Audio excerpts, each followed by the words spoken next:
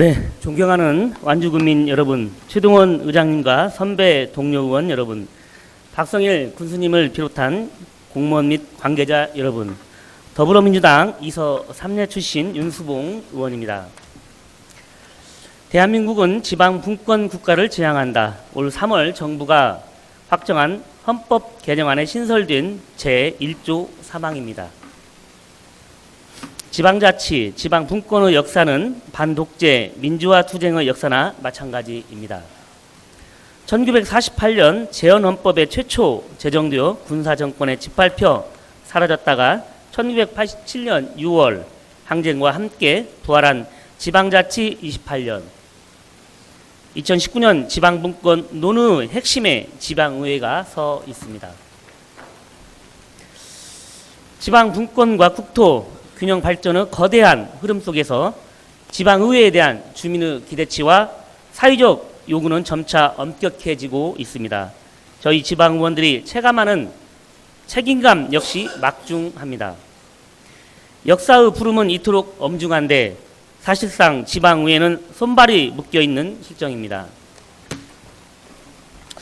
지난해 총 재정 사용액 기준으로 비교해보면 중앙정부가 지출한 돈이 279조 원, 지방자치단체와 시도교육청이 276조 원가량을 썼습니다. 규모가 비슷한 만큼 다루는 업무 범위도 큰 차이가 없을 겁니다. 그러나 지방의회 업무 환경은 국회와 비교할 수 없을 정도로 열악합니다.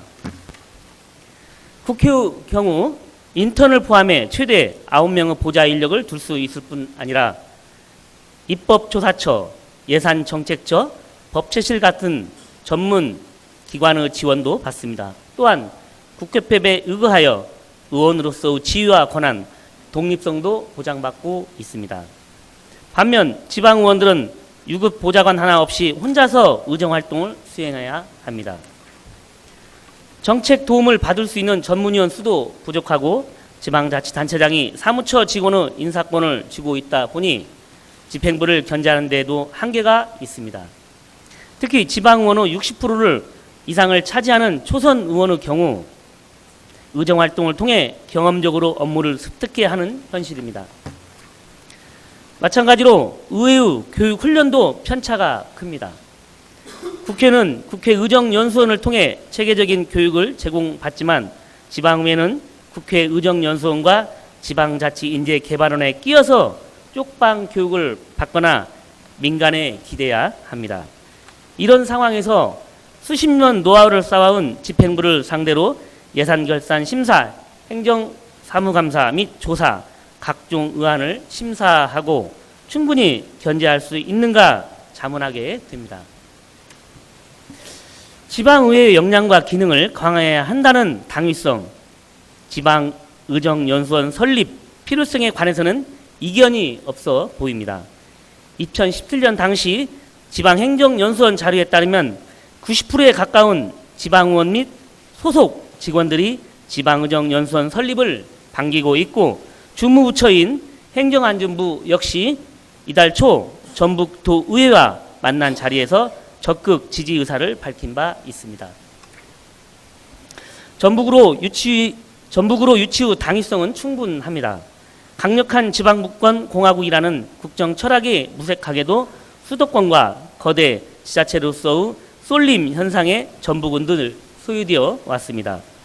정부 공약 사업이자 국정운영 5개년 계획에도 포함되어 있던 혁신도시 제3금융중심지 지정이 보류되어 민에게 깊은 실망감을 안겼고 전국적으로 24조가 풀린 예비 타당성 조사 면제 사업에서도 전북은 겨우 1조만 배당받았을 뿐입니다. 지난번 지방자치 인재개발원 것만 해도 그렇습니다. 경기도가 행정안전부의 5급 승진 리더 과정에 대한 자체교육을 요청한 행위는 지방자치 및 균형발전 가치를 훼손한 거대 지자체의 전형적인 횡포였다. 그렇게 생각합니다. 뿐만 아니라 지방자치 인재개발원이 자리 잡고 있는 전북 혁신도시는 지방의원과 공무원 교육의 메카로 자리 잡을 수 있는 최적의 조건을 갖추고 있습니다.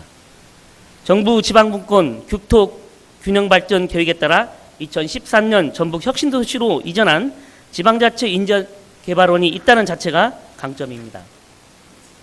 인재개발원의 전문인력 교육연수 프로그램과 교수진 등 전문인력을 활용할 수 있고 숙박시설, 부대 교육시설 등을 폭넓게 활용할 수 있을 것입니다. 지방행정사무에 대한 체계적인 정보 공유도 가능하리라 봅니다. 이제 완주가 나설 차례입니다. 완주군이 적극 앞장서서 전북 혁신도시의 지방의정 연서 설립 논의를 끌어내 주십시오. 또한 전주 항공대대 이전으로 인한 갈등 문제를 하루빨리 해결해서 혁신도시 시즌2가 차질 없이 진행되도록 강력히 촉구하는 바입니다. 경청해 주셔서 감사합니다.